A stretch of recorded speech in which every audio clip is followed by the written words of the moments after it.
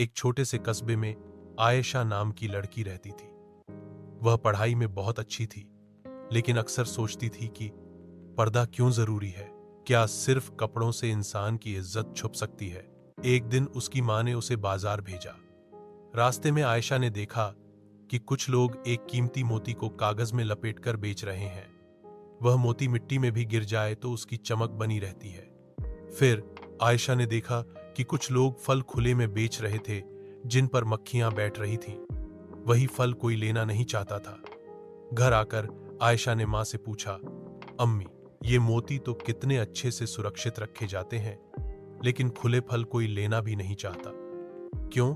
मां मुस्कुराई और बोली, बेटी, मोती की असली कीमत उसकी हिफाजत में है।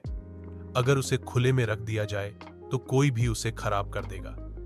इंसान की इज्जत और औरत की हया भी ऐसी ही है।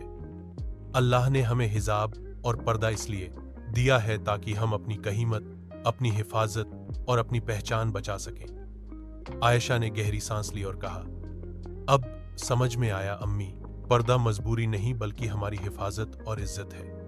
नैतिक शिक्षा, मॉरल ऑफ द स्टोरी। हिजाब और पर्दा औरत की इज्जत और हिफाजत का प्रतीक है।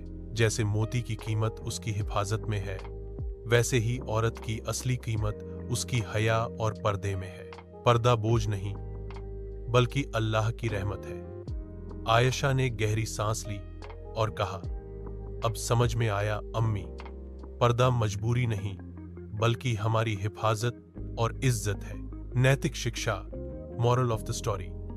हिजाब और पर्दा औरत की इज्जत और हिफाजत का प्रतीक है। जैसे मोती की कीमत उसकी हिफाजत में है, वैसे ही औरत की असली कीमत उसकी हया और पर्दे में है। पर्दा बोझ